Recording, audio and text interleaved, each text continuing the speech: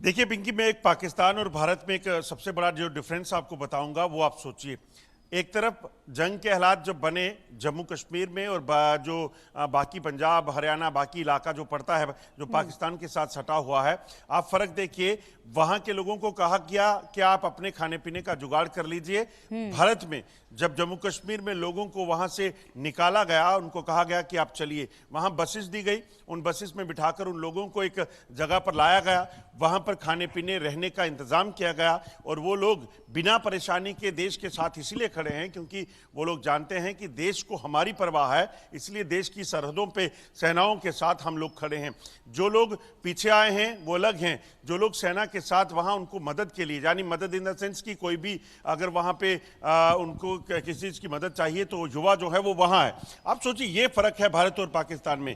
यही फर्क आपको जब सेना की प्रेस कॉन्फ्रेंस हुई तो उसमें आपको देखने को मिला कि उन्होंने कहा कि किस तरीके से कार्रवाई हुई, कहां कहां हुई, कैसे कैसे की गई, वो सारी चीजें जो है वो एक एक करके बताई गई हैं। टेरर कैंप्स आप चलाते हैं, अपने लोगों की भुखमरी का आपको फिक्र नहीं है। आप जब आपके सैनिक मारे जाते हैं आप उनको गधों पर लाद कर जो है उनकी लाशों को लाते हैं, आप क्या अपेक्षा करेंगे? तो पाकिस्तान की हालत यह है, जो अपने आप को प्रोफेशनल आर्मी कह रहे थे, आपको सबूत देंगे। इंडिया न्यूज ने लगातार पिछले 2 दिनों में बताया है कि पाकिस्तान की तरफ से जो शेलिंग हुई है उस शेलिंग के चलते सेना के ठिकाने नहीं टूटे, यहां पर भारतीय चौकियां नहीं उड़ी हैं, वहां पर सिर्फ मासूम लोगों को निशाना बनाया गया है। आप सोचिए 25 के करीब लोग जो हैं वो मारे गए हैं। ऐसे घर हैं जिसमें सिर्फ एक बच्ची बच गई है, माँ बाप वो मारे गए हैं। मासूम बच्चे, किसी कोई 6 महीने का, कोई 2 साल का, उन लोगों की हत्याएं पाकिस्तान ने की हैं और ये अपने आप को प्रोफेशनल आर्मी कहते हैं। उनको ये समझना चाहिए इन तस्वीरों को देखकर कि आप किस तरीके से निहत्थे मासूम लोगों पर अपने गोले बरसा रहे हैं। और वो भी आपको बता दूं कि 155 mm के जो शेल्स हैं जो टैंक में डलते हैं उसके जरिए यहां के मासूम लोगों को निशाना बनाकर पाकिस्तान ने उनकी हत्याएं की हैं। बिल्कुल अजय, आप बने रहिए हमारे साथ। हमारे खास मेहमान भी जुड़े हुए हैं, जे.एस. सोडी सर हमारे साथ जुड़े हुए हैं। सर बहुत स्वागत है आपका इंडिया न्यूज़ पर।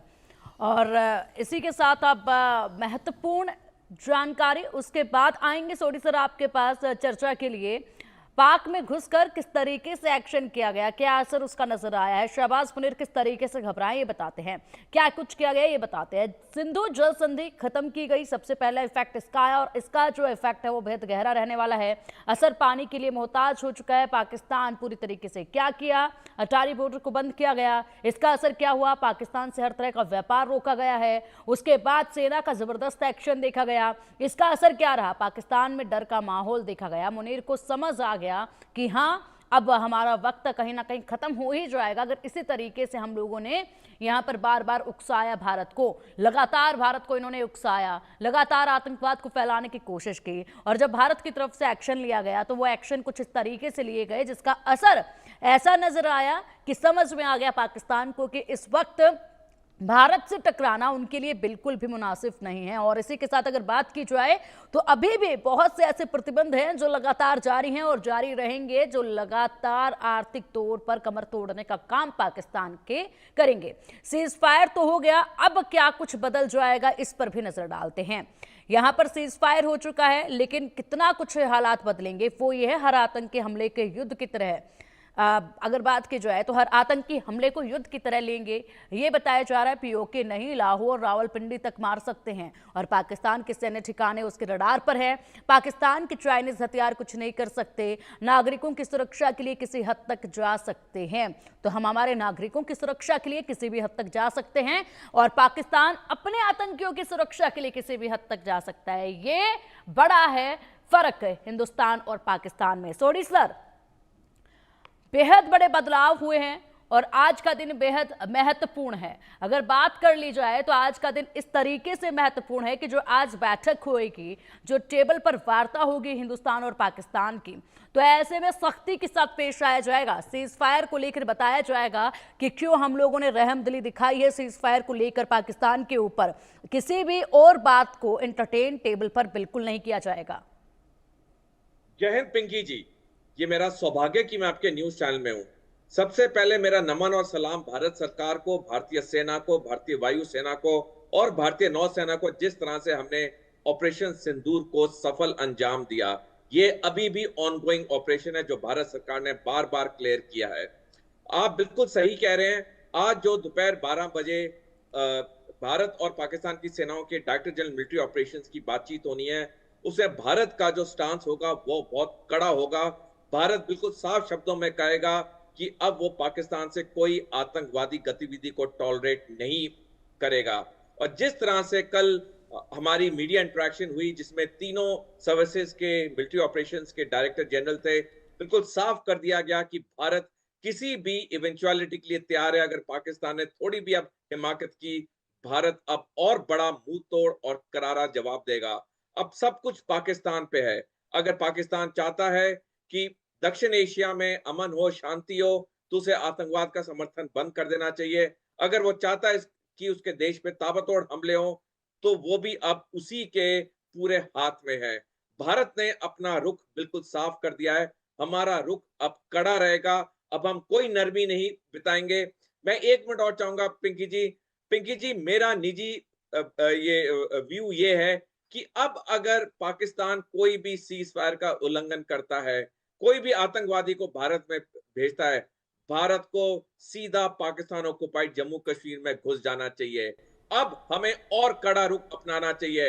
78 साल हो गया हमें पाकिस्तान की ये बदतमीजी बर्दाश्त करते हुए। 4 हमने युद्धें लड़ी, पाकिस्तान को हमने 2 टुकड़ों में बांटा 1971 में, लेकिन तब भी पाकिस्तान वो जहरीला सांप है जो कि अभी भी भारत को डस रहा है।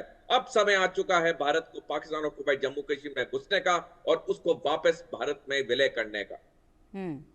बिल्कुल। और अब ऐसे में आज का दिन महत्वपूर्ण, बड़ी मार जो है वो पाकिस्तान को दे दी गई है। इसी के साथ बेहद कुछ सीज फायर के बाद बदलाव जो है वो नजर आने की उम्मीद है। लगातार हमारे सहयोगी भी जुड़े हुए हैं, अजय जांडियाल, जो कि ग्राउंड जीरो से हर पल की अपडेट देते रहे हैं। ऐसे में उन्होंने बखूबी देखा है। अजय, आपने देखा वो वक्त जब आसमान में सिर्फ ड्रोन और मिसाइलें नजर आई थी, जनता की प्रतिक्रिया आपने वहां पर जानी थी और बिल्कुल नजदीक से समझा था कि लोगों पर क्या बीत रही है।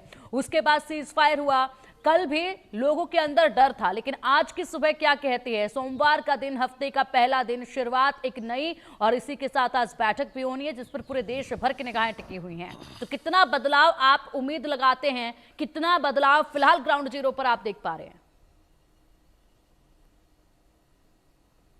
पिंकी, मैं आपको ऑनेस्टली बताऊं तो ये बड़ी हैरानी मुझे अपने आप में भी लगी, और शायद यही जज्बा लोगों का है जो भारतीय सेना को और सुरक्षा बलों को ताकत देता है। कल हम लगातार लाइन ऑफ कंट्रोल के उस इलाके में गए थे जहां पर सीज फायर के बाद सबसे ज़्यादा उल्लंघन हुआ और पाकिस्तान ने जो है वो मासूम लोगों के घरों को निशाना बनाया। कहीं घर जो है वो टूटे हुए हैं, मवेशी मारे गए हैं, मगर लोगों को एहतियातन पहले से वहाँ विड्रॉ किया गया था, तो इसलिए लोगों को कोई जानमाल का नुकसान नहीं हुआ। मगर आपको बताऊं कि जब हम कल वहां गए, लोग वापस घर से वहां से निकले और वहां पे सुरक्षित जगह पर चले गए और कह रहे थे कि हम चाहते हैं कि कार्रवाई अभी कम हुई है, अभी और होनी चाहिए।